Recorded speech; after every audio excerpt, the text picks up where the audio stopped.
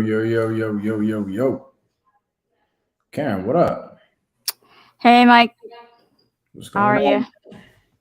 on? I'm great. Today's a freaking another amazing day. Locked up some deals. Locked up some deals with some buyers today.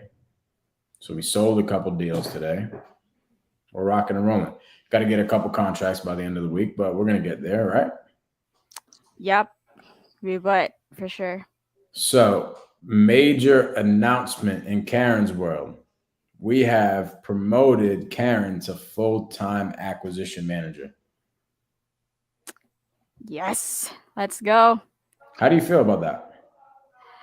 I'm pretty excited. I've been like looking forward to this day to be finally be acquisition manager full time, and yeah, just creating a chaos on acquisition leads and stacking up some skills by experience Mhm. throughout like I did before, right? But this time it's more exciting because there's so many things I want to do on more of the acquisition calls. So yeah, I'm excited.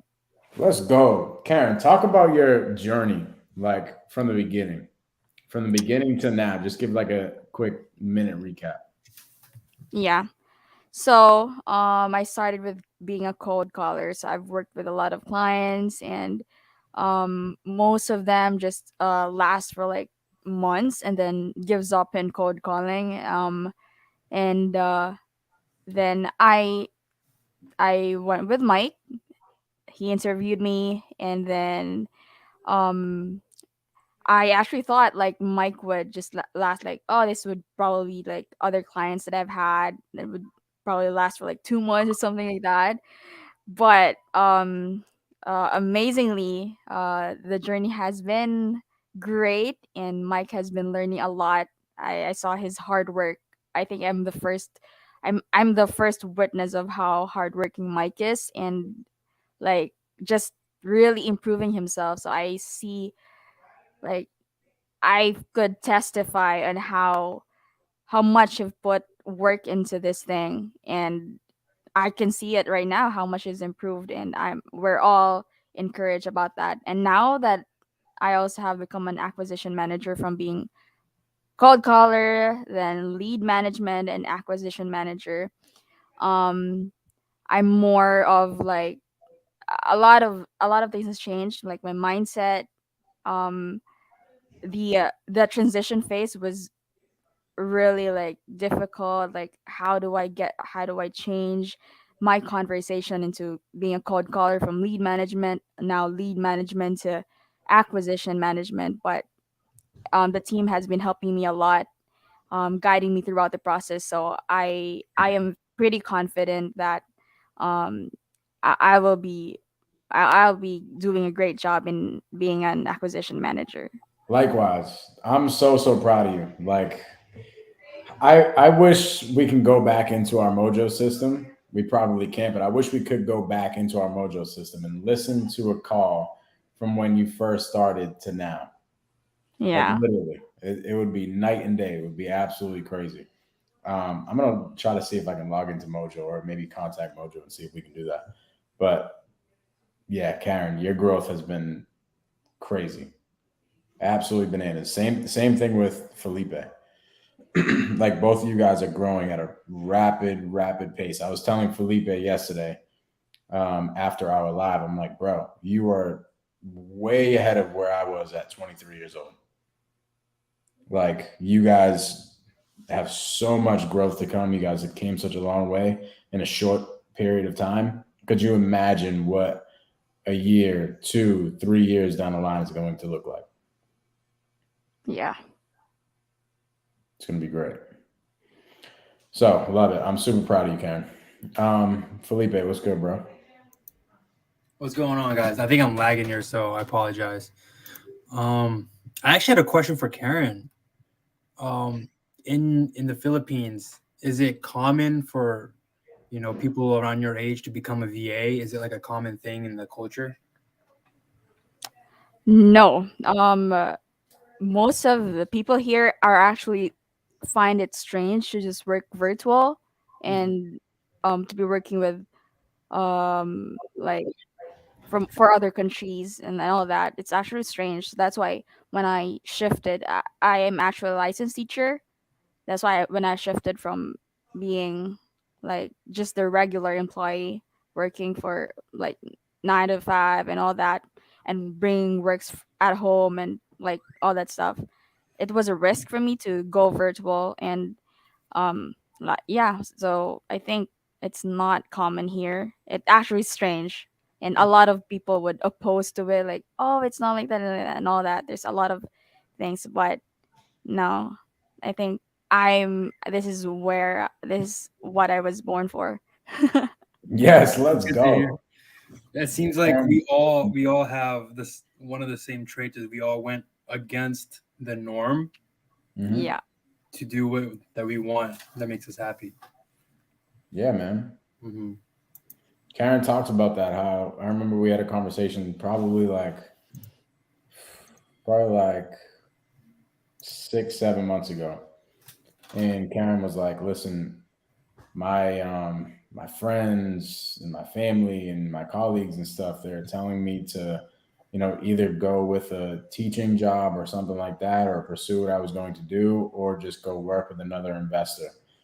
And we won't get into all the details on everything else that went on, but essentially, she was like, "I just believed in what we had here, so I did not want to leave." And Yep. look at you now. Now you're locking up deals. Freaking amazing. Cool. What do you guys got today? Karen, if you want to go. There's this lead I just bumped into from fishing through the system. I think it's a seller financing lead. I think I created a task for you to call him. I don't know what's going on, but more like you had a conversation with him a few months before. I don't Oh, know, but yeah, the I saw task that. probably, yeah, the task probably got erased or something. So I called him and saw and just talked to him what's going on right now, and he said that he actually remembers your conversation with him, which was Hmm. amazing. I didn't have to like go over what you guys talked about because he had an idea and still remembers it. And then um he's pretty off with the idea of he's saying something about like the interest rate just applies for the first year and not for the rest of the years, Okay, let's give him a something call like that. because I remember this lead.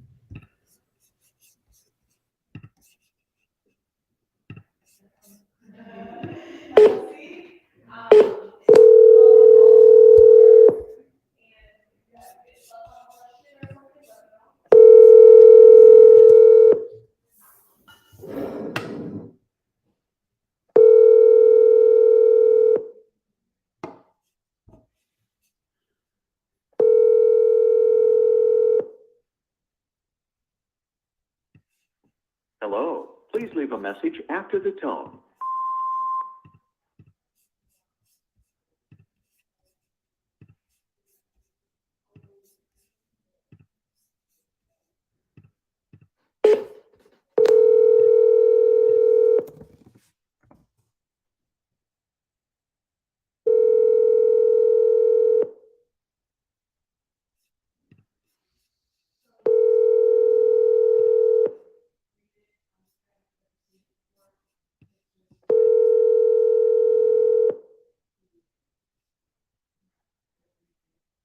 I'm sorry, but the person you called has a voicemail box.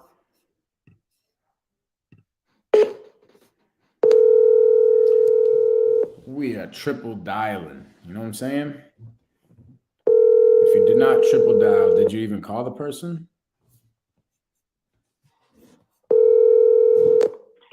Hello. Todd, how are you? It's Mike. I'm good. How are you doing? Good, brother. I don't know if you remember our conversations about the property and I believe I do. There was a couple of different plans I had. Yours, I think, was the one I liked, but it wasn't what I thought, which was 5 or 6 years, interest only, 8 to 10% first year, and then principal only after that. Is that right? I'll be honest, man. I haven't looked at this lead in a few months. Oh, So okay. I got to go back to the numbers and try to see where we were at. But I was, yeah, we didn't get to, it was just the basic format of first year interest, the next 4 years or 5 years would be just principal, which, and I had other issues. I have another house that came a vacancy suddenly, and I needed to get in there and do work. So I just sort of back burnered that whole thing, and I'm leaning towards renting. But is it Karen called? And I meant to get back to you. I wasn't sure what I was doing, and then I got hit with this other vacancy, and I just dropped everything over there and went over. So what is your current strategy? Do you have any ballpark as to what you're doing now?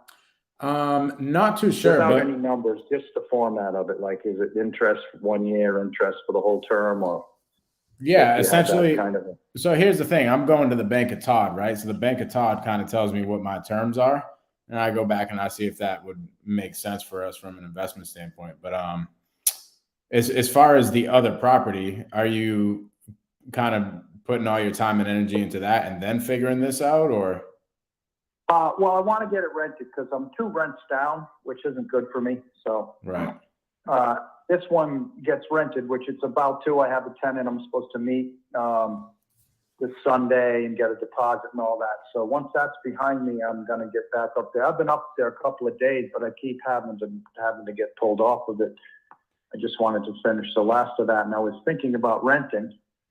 And the last thing I was considering was yours, but then when you said it was interest for the first year and then principal for 5 years, that was way off from what I was thinking with that particular deal. So the girl Karen said you have a different, potentially different, completely different strategy now for purchasing. So I just figured I don't have much time. We're going out to eat in about, I don't even know what time it is, but I think pretty soon. So Okay. Well, what are you hoping? You want to talk?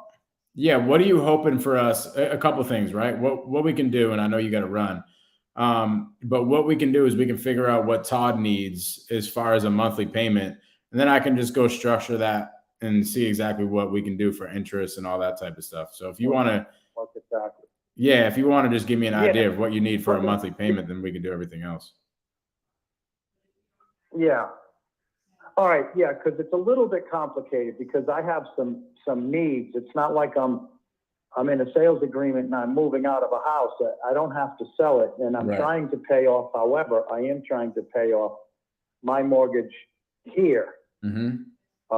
whether it's over 5 years or immediately upon sale. And the 5 years sounded appealing because it spread out the capital gains and somewhat. So I was looking into that as being a potential. But it wasn't. We weren't on the same plan. I thought you were going to pay interest over 6 years and then do interest plus principal, or just interest and then a balloon or something. But when it was only principal trickling away, it was just eating away at what I needed to do, and it just wouldn't work.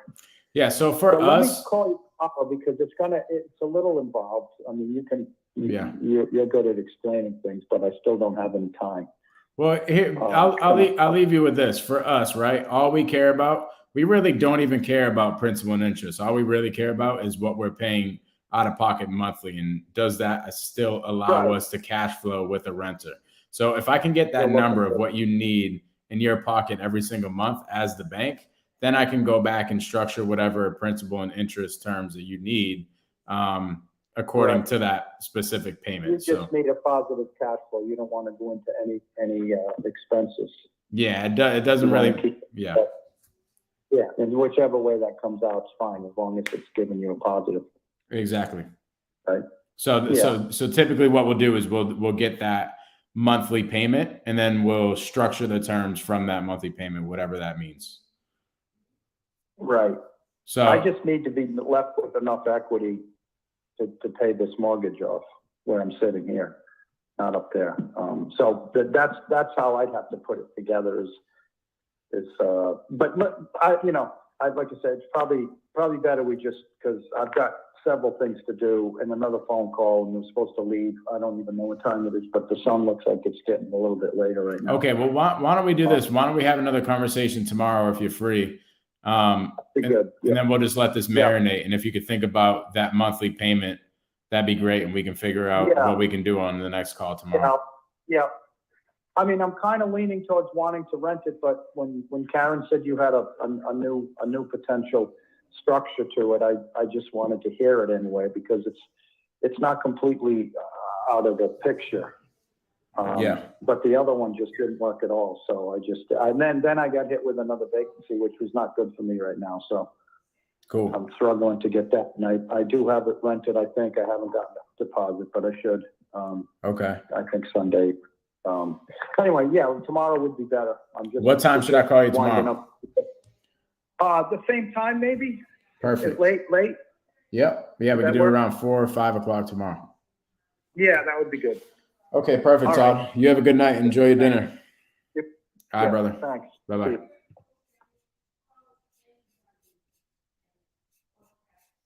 Okay. What are you guys' thoughts? I have a question. Yeah. Now that we know that he got hit with 2 vacancies, there's a lot of pain there because he has to keep up on his mortgages, right? Yeah. Would it be a bad idea to see if you go for a cash offer? Because now his pain is higher. Well, here's the thing. There's one thing that it wasn't missing in that sales call, but it needs to be added on the second one. The reason why I didn't dig into it is because I wouldn't have got all the information that I needed out of it. But to your point, I wanted to start digging in on the pain and see exactly what was going on with the vacancy on the other property and everything like that, and dig further deep into it so I can then come up with some sort of solution that makes sense for him to cover both bases, to your point. It was just he was in a super, super rush. So I'm like, okay, it's not a battle that I want to face right now. Doesn't make any sense to when I can go over all that stuff tomorrow. This guy is going to answer my call tomorrow 100%. It's a guy that I've been talking to for the past couple months. And to Karen's point, the task just must have got lost. So that's the thing. You kind of pick and choose your battles on every single call. Know what you need to get out of the call. So what you were saying, Felipe, that is what was going on in my mind. I'm like, okay, I need to go back and fill up the pain bucket because there's different pain than before. Mm-hmm. You know what I mean? Before it was because he wanted to cover his mortgage on his personal house, and he doesn't live near this property, and it just got vacant not too long ago. Right? So he was like, hey, do I want to rent this thing out and still manage it, or would I not mind getting a monthly check every month that covers my mortgage on my other house and not have to deal with renters and not have to deal with capital gains?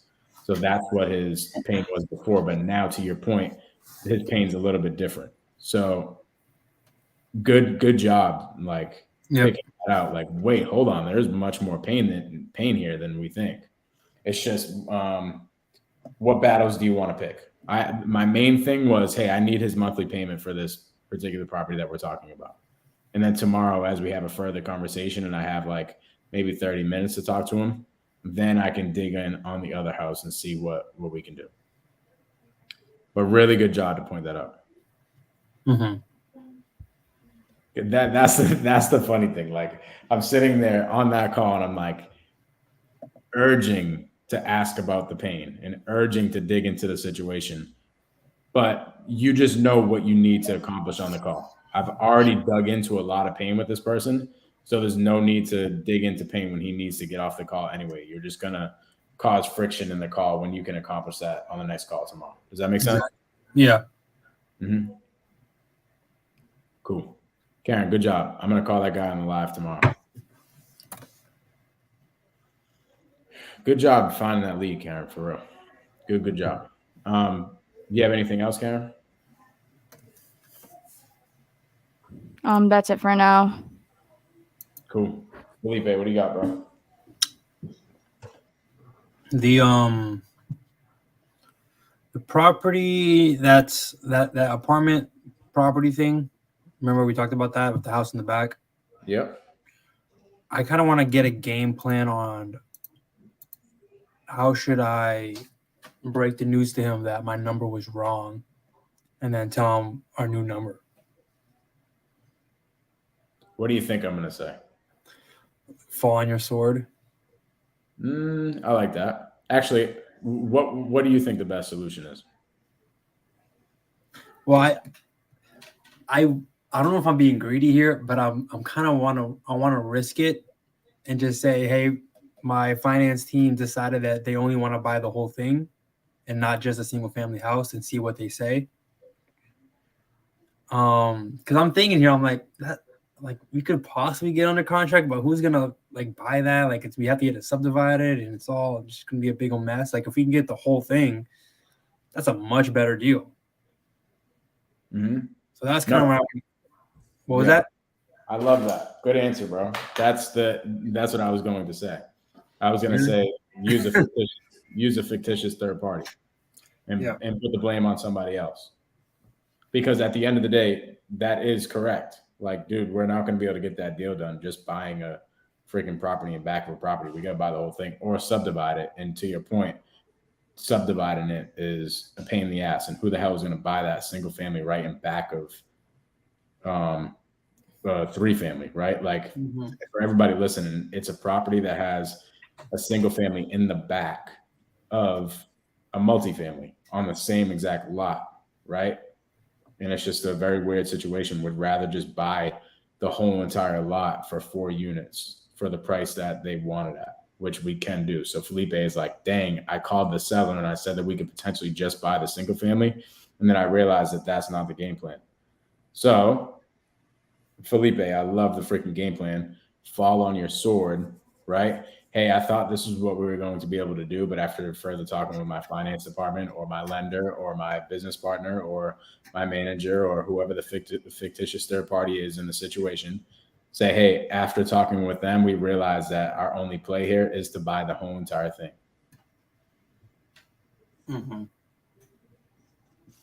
Okay, awesome.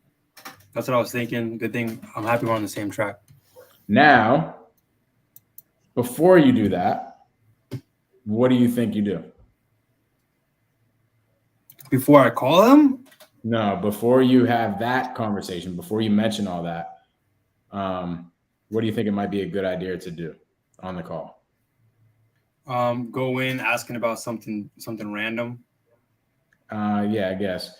But go in and ask about their feelings about everything, right? Like whatever the homework was to do. Go in and follow up on the homework and see how they think, right? Get their opinion. Hey, what if somebody bought this thing as it sat with all 4 units or whatever the case is? Get them to start giving you some information and then you give them the bad news. You know what I mean? Rather than following up with the bad news, because what could happen is you get the information, then all of a sudden, hey, they say, hey, after we talk to the family, we realize that we just want to get rid of the whole entire thing, all 4 units, and boom, you don't even have to give the bad news. That makes sense? Yeah, that makes sense. I like that. Like, get the information from them rather than here's what we're always trying to do as salespeople, right? I had a call with somebody today, and she's like, Mike, I have a tough time gathering information from somebody when I am the reason why we set the appointment, right? She said, I'm having a tough time wrapping my brain around essentially information gathering when I am the one who set the appointment and I am the one like essentially giving them all their options and everything like that. So my answer is, as salespeople, it's our obligation to gather all the wants and needs of the prospect before we ever give an offer or we ever give an option or we ever give news or bad news or good news or whatever the case is. Before we do that, we have to make sure the news that we're going to give them or the option that we're going to give them or the offer that we're going to give them makes sense to how they feel in their current state. make sense to their wants and needs of the current state.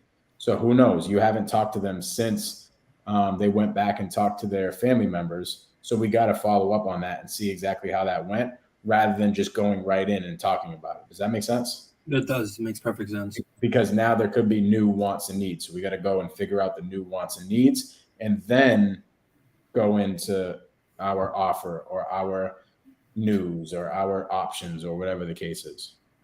Okay.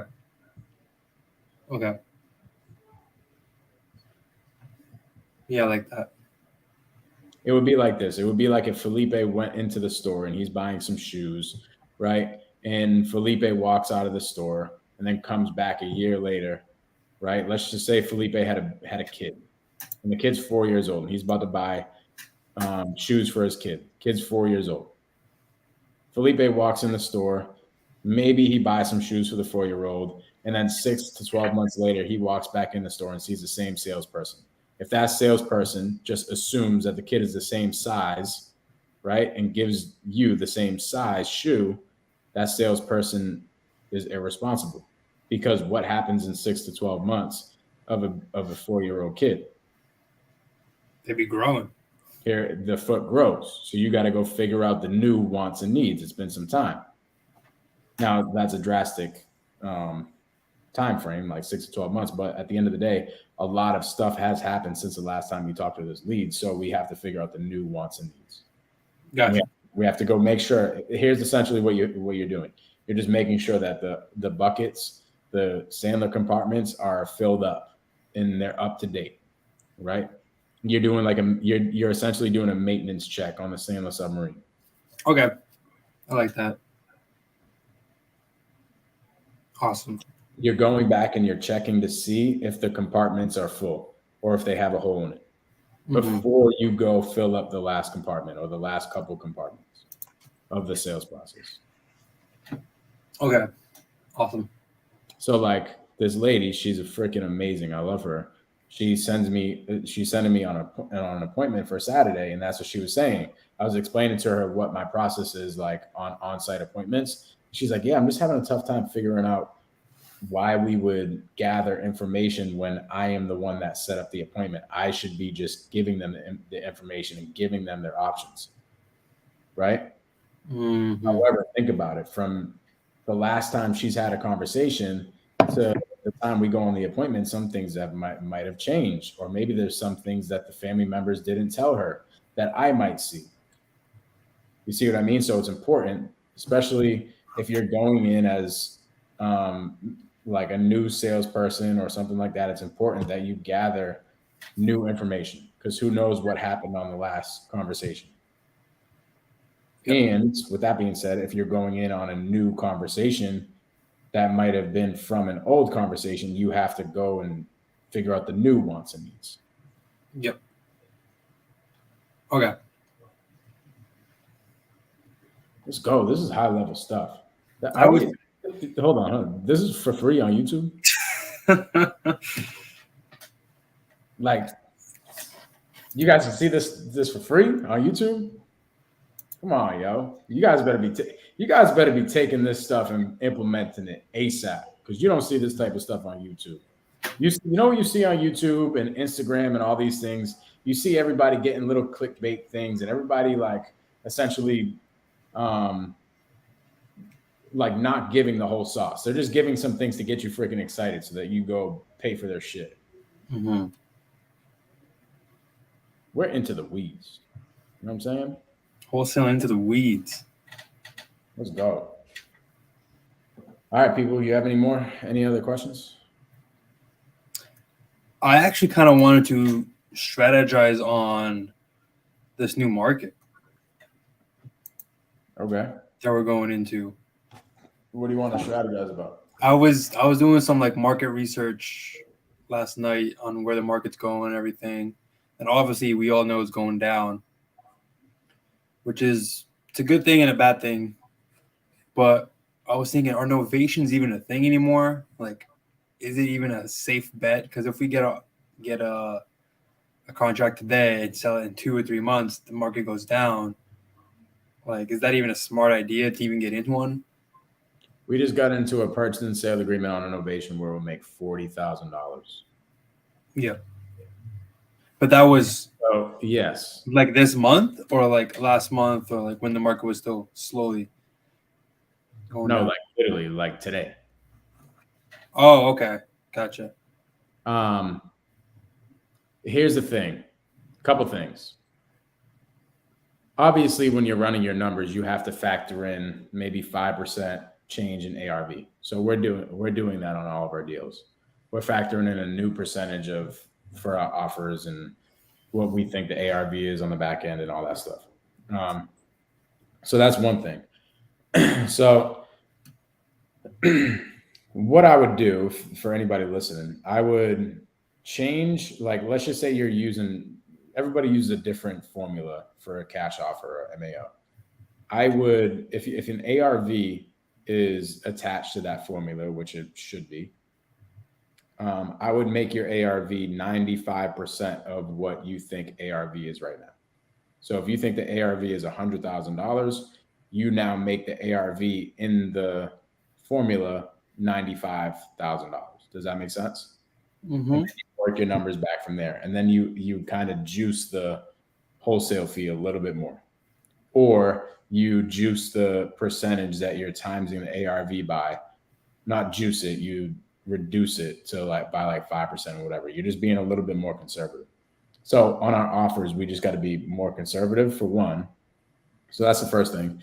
The second thing is here in Massachusetts, we're seeing houses still trade at a decent time frame, like low numbers of days on market, with properties that are between the ARV of like 300 and 400K. Why is that? Because that's still affordable. And all these people that were in the 400 to 500K price point drop down to the 300 to 400, and there's still a big buyer pool for that, for those people. So that novation that we sold today, we sold it within that 300 to 400 mark. And that literally we had 4 offers within like the first 2 or 3 days of the listing. But it was in that price point. So once you get over that price point, it gets a little bit murky. So once you're getting over that price point for ARV, that's when you really have to know, hey, I'm going to have to get this thing at a good price because my cash buyer understands that these price points from 400 to 500 are kind of getting a little bit tricky, right? So that's when you have to know. That's when you have to know that. But it's market specific. So that 300 to 400 number is our market specific. Mm-hmm. I was talking to some dude today from OKC. My guy T, he's the freaking man. Shout out to Tyrone. He was saying in OKC, he's seeing things still trade quickly anywhere between like 150 and 250 in his market, but that's a different market. You see what I mean? So you just got to analyze the market. But anyways, on the cash offers, we're just being more conservative. Second thing, or the third thing, I guess, what I want to sum everything up with is we are hammering multis. Why? Because all these cash buyers, they still need to put their money places, right? I was talking to one of our buyers just recently, and he's like, dude, I'm out just spending a bunch of freaking money. I see a bunch of liquid cash in my account. I got to get rid of it somewhere. So I'm buying all the multis. Send all the multis my way. Because he's going to hold on to that long term. So now instead of him putting money in crypto and putting money into fix and flips for little single families and stuff, he wants to throw his liquid cash instead of him spending it every single day. He wants to dump it into multifamily.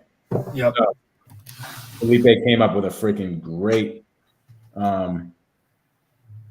He came up with a great idea the other day. He's like, hey, we need to start marketing to more multifamilies because freaking half of my deals have been multifamilies, and those assignment fees are like 3 times bigger than the single families.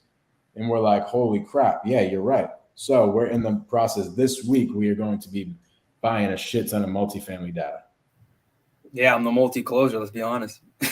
You're a badass. Yeah, so think about that. Like the multis, they're a long-term type of play. Cash buyers just want to stack their, like push their liquid cash because these cash buyers aren't broke. They got money. They need somewhere to put their cash. And right now it's not good to put it in the stock market. It's not good to put it in crypto. the safest bet is real estate.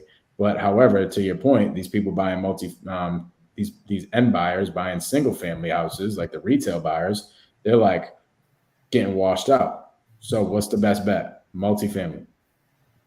And when I'm talking about multifamily, as far as what we're going after, we're not going after commercial multifamily. We're going after like 2 to 4 units. Yep. So yeah, good freaking question, bro. Actually, for anybody watching this, tomorrow at 7 p.m. Eastern time, we will be doing Wholesale Hard Knocks. So for now on, every Wednesday, we'll be doing Wholesale Hard Knocks. Me and my guy, Daryl Ellison. And tomorrow, we will be actually going over just what we were talking about, the new market. Oh, nice. Cool. And I was going to say as well, and I'm not sure if you agree with me, but for the average like home buyer and just the average market, like people in the market in general, it takes them like a few months to know the market's actually going down. Would you agree? It's like we're doing it every day, so we see it coming from a mile away. Yeah, we know. 100%. But they only know once the media hits it, and by the time the media hits it, it's already like we already know like for months already. So, and I think the market started going down in what was it, like March or July, somewhere around there. So we've been in for a few months now. I predict it's gonna hit like either at the end of this year, like media is gonna come out with it, and that's when everyone's gonna know, and that's when it actually is gonna start getting crazy. Let's go, Felipe predicting the future. Let's go, dog. I love it. More deals, more life, more everything. Yeah. So everyone that's that we're talking to right now, they like the average homeowner doesn't really know that as well. So if you think like, oh, they want too much now, just give it like a few months because the media's about to break. Start planting seeds on your follow-up. Start planting seeds and educate them like of what's going on. See the news in a month or two, and they're like, that guy Felipe that called me about buying my house was kind of right. I should probably give that freaking guy a call back, or I should probably answer his call next time that he calls. So hell yeah, good stuff. Start educating your sellers on what's going on in the marketplace. Start planting seeds. I've been doing this shit for like months. I'll be in a seller's appointment. I'm like, you haven't seen the news? No, you got to sell your house now. You gotta go on some website or look at some statistics. Yeah, dude, use that shit. Love it. Cool. Anything else?